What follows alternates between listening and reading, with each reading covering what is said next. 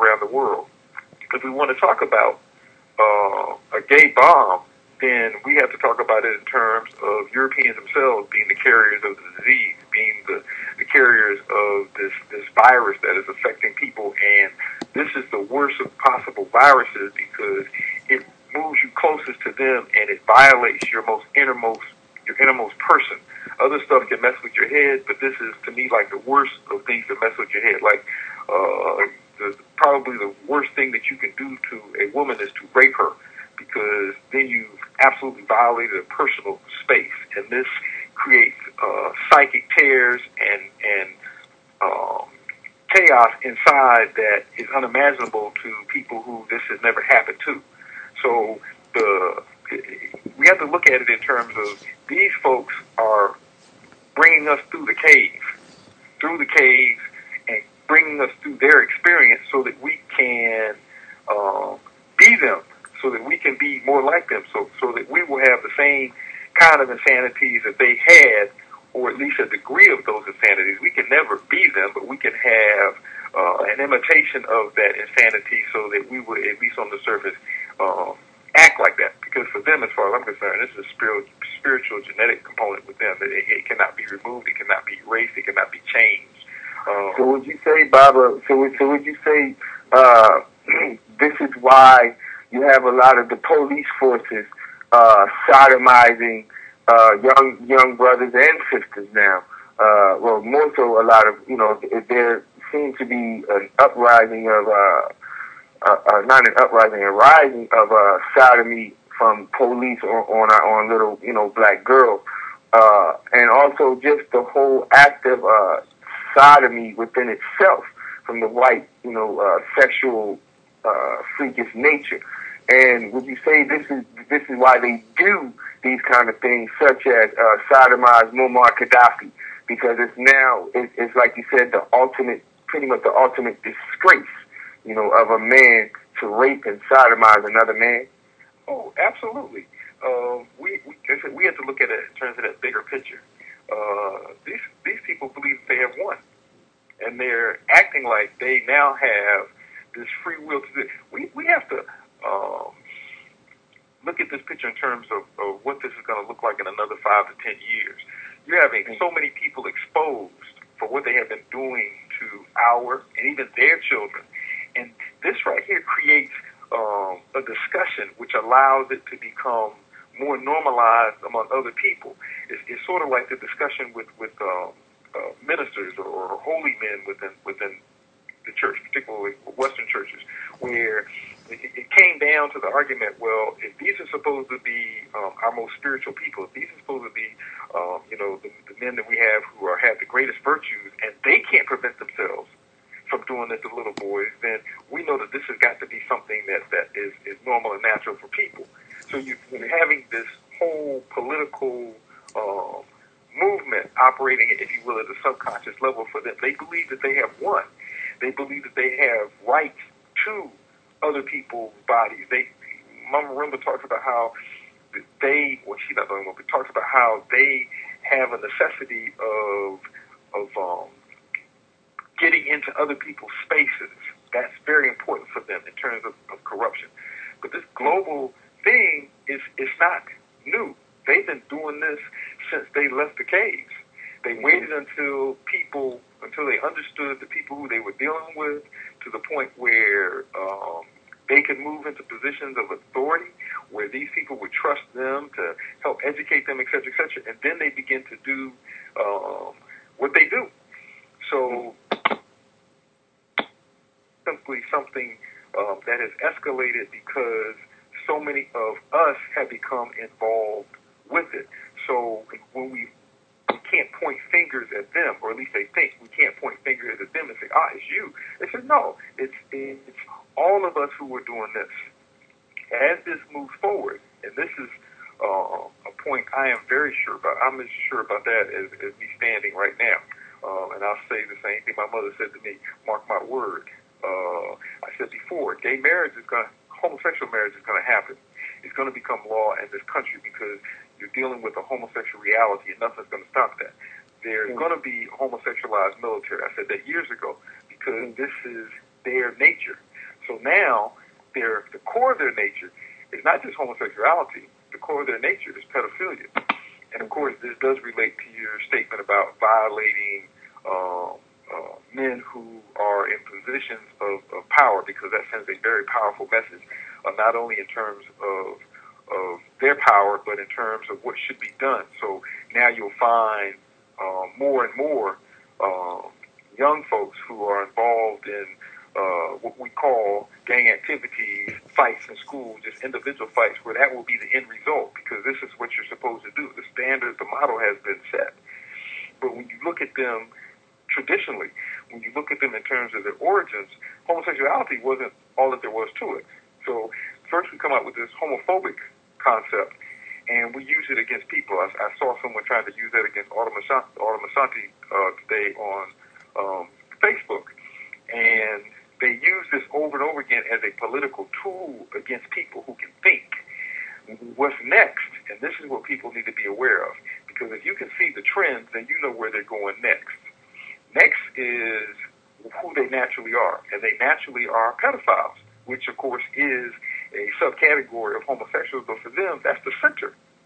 That's the very center. When you look back at Greek and Roman society, and there's a reason why we call these societies classic societies. Just like you have classical African society, classical European society. And when you say classical, you say these people when they were at their finest, when they were at their best, when you can see most clearly their philosophy, their ideology, their idea about the universe, to create all of that. You can see that clearest at that point. When they get later on, they get confused with other people, but there you can see it the best. And when you look at those societies, the primary form of homosexual relationships was pedophilia, or pederasty. That was the primary form. So we understand that. They've gotten us to a point where we're embracing homosexuality like crazy. Homosexualized Africans running around embracing and defending it harder than the people who brought it to us. So this school that we're in, this cave that we're being pushed through. First, in the 60s and 70s, you had that sex revolution, which infused in our community this insatiable desire to constantly have sex. And then you moved on to oral and anal and all these other things. I remember when I was a teenager, they came out with this velvet poster, black light poster, where it had the 12 zodiac signs, and each of them had. Yes, sir. That was one of my favorites growing up. Yeah, but we didn't know what they were doing. Right, right. We had no idea. We were, because they had taught us that you're supposed to be as different as you can from your parents, and in this culture, that's the only thing that you can do. They began to infuse these things into us. So we went from that, from the excess, and as you do this, each time you break down barriers and you remove people further away from their true traditions. From there, they went into the oral and anal, and from there, they went into the homosexuality. And each time, we put up a barrier. Each time, we fought, we were upset. You know, some folks just talked about it, some folks did something about it. But each time, because there were so many of us who wanted to be sub-integrated into their society, who wanted to be loved by them, so many of us who were deeply menticidal, that it eventually came to power in our community. In addition to the fact that Europeans were funding it, the idea of sub-integration means that, well, part of it means that you want to be in their communities. You want to be in their beds, because that's the sign that you have made it. So if you're going into their communities and you're going to their beds and you're going to their schools and you want their attention and their love, then you're going to embrace whatever it is that they do. And that's part of the process. But after we got to the homosexual thing, and everybody was in an uproar, slowly but surely, very slowly but surely, they have broken away virtually all of the arguments against it, and we have fallen for the lies because we were afraid, because we didn't have the inner strength to fight against something that we knew or know is wrong. So if we look at this carefully, we see that they're moving us in a particular direction. I always use the example of the movie Deep Blue Sea.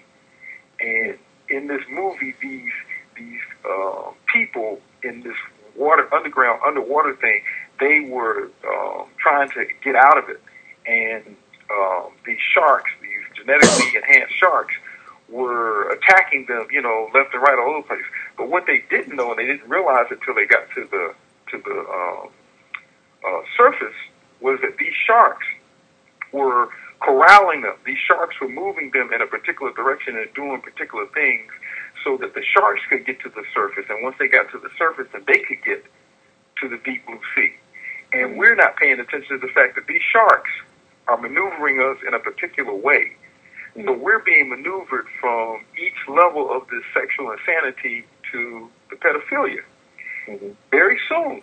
I mean, we're talking about homophobia now, and that term is almost becoming passe. It's becoming just the norm. And when people say it, it's supposed to be true. A good example of that within the last 2 years, and this is brand new for us, people want to come to our table when we're vending books, and they want to argue with me, which of course is a big mistake, but they want to argue with me about the homo book as a student saw, or the sex imperative, or Urugu Unix.